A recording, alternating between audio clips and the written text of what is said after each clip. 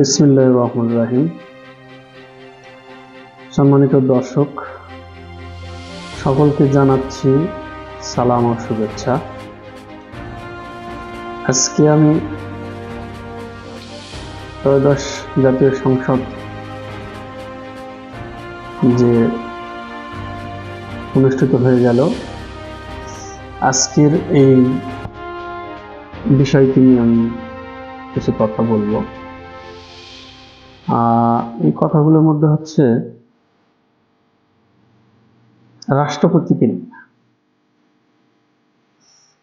আপনারা দেখেছেন যে বিরোধী দল তারা সংসদ থেকে ওয়াক আউট করেছে। তো আমরা দেখতে পাচ্ছি যে বিভিন্ন সোশ্যাল মিডিয়াতে অনেকে অনেক কথা বলতেছে। আসলে তাদের কিছু বিষয় না জানার কারণেই তারা এই ধরনের কথাবার্তা বলতেছে।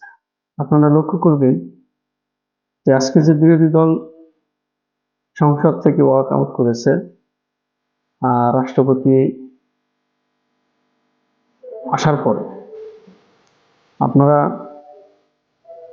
খেয়াল করবেন এই রাষ্ট্রপতি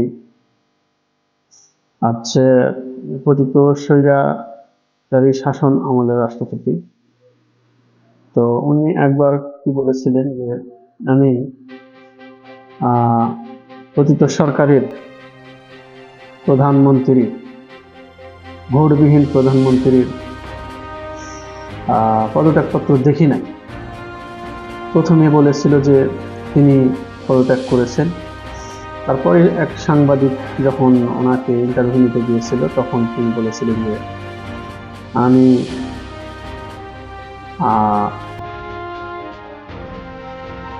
তার পদত্যাগপত্র দেখিনি। কিন্তু গেল। এছাড়াও আপনারা দেখবেন যে বিভিন্ন আগের বিষয় নিয়ে বেগম খালেদা জিয়া তারেক রহমানকে খাম্বা বলে সম্বোধন করেছেন, বেগম খালেদা জিয়াকে বলেছেন, বিভিন্ন বিষয়ে আলোচনা করেছেন, কটূক্তি করেছেন। পরবর্তীতে আমরা হয়তো দেখা যাচ্ছে অনেকে বলতেছে যে জুলাই যোদ্ধারা তার কাছে শপথ গ্রহণ করেছেন। ঠিক আছে, কিন্তু একটা জিনিস খেয়াল করবেন, যখন গণ আন্দোলন হয়ে গেল, আন্দোলনের পরে একজন রাষ্ট্রপতির কোনো বিবৃতি ছিল না, কিন্তু আপনারা খেয়াল করবেন জুলাই যোদ্ধাদের নিয়ে কোনো বিবৃতি তিনি দেননি। সংবিধান মেনে রাষ্ট্রপতি আছেন, ঠিক আছে, এত বড় একটা গণঅভ্যুত্থান হয়ে গেল, এখানে তিনি কিন্তু কোনো বিবৃতি দেননি। এটা গেল। দ্বিতীয়ত আপনারা খেয়াল করবেন যত নির্বাচন বলেন সবকিছু ডক্টর ইউনূসের সাথে সবকিছু উনি স্বাক্ষর করেছেন। তো তাহলে নির্বাচন হয়ে গেল। এরপরে আপনারা আরেকটা জিনিস খেয়াল করবেন যে দুইটা ভোট হয়ে গেল, একটা জাতীয় নির্বাচন এবং গণভোট। তো গণভোটে আপনার হচ্ছে গণভোটে তো হ্যাঁ ভোট জয়লাভ করেছে।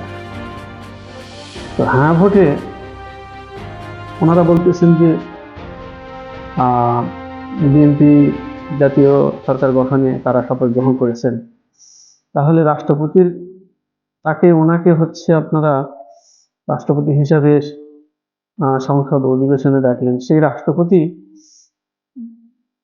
কেন বিএনপিকে বললো না যে আমাকে আপনারা রেখেছেন, আমার অধীনে নির্বাচন মেনে নিলেন, তাহলে আমি তো সই স্বাক্ষর করেছি গণভোটের জন্য, তাহলে আপনারা গণভোটে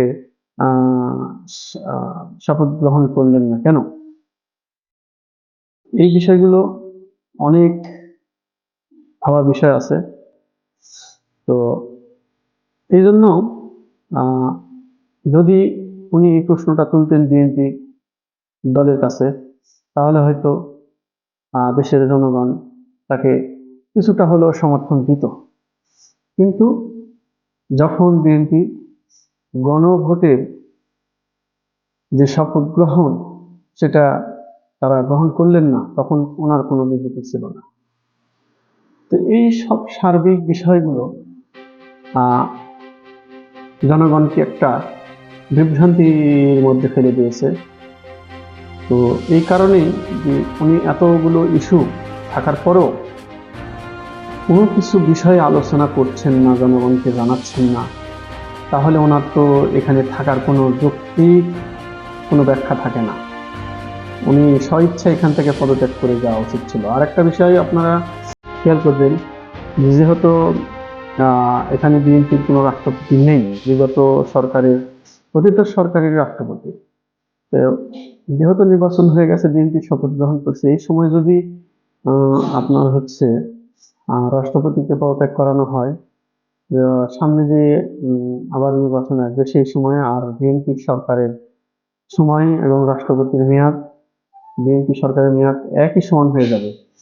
এই জন্য বিএনপিও তাকে নিয়ে খেলতেছে, এমন একটা সময়ের মধ্যে তাকে পদত্যাগ করানো হবে যাতে সামনে নির্বাচনের সময় বিএনপি সরকারের হাতে অথবা অর্থাৎ রাষ্ট্রপতির হাতে যেন তাদের সময় থাকে, হয়তো 4-5 মাস।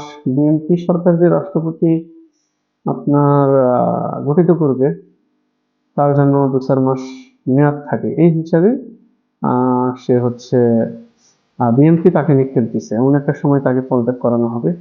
এটা আপনারা দেখতে পাবেন দেশের জনগণ যারা। তো আসলে এই সার্বিক বিষয়গুলো একটু আপনাদের কাছে উপস্থাপন করলাম, যেহেতু আমি সব ধরনের মিডিয়া অন্যান্য বিষয়গুলো আমি পর্যালোচনা করি এবং দেখি। এই হলো বিষয়।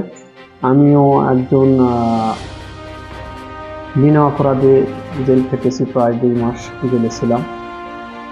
তো এগুলো বিষয় নিয়ে আমাদেরকে ভাবায়। তো ধন্যবাদ সকলকে, এই বিষয়টা আপনারা একটু গুরুত্ব দিবেন এবং সকলকে আমার এই চ্যানেলটি সাবস্ক্রাইব করবেন এবং ফলো দিবেন, আমার সঙ্গে থাকবেন। আপনাদের সহযোগিতা যদি আমি পাই, তাহলে আমার এই চ্যানেল আমি ইনশাল্লাহ সামনে অনেক কিছু করতে পারবো। সকলকে ধন্যবাদ। আসসালামু আলাইকুম।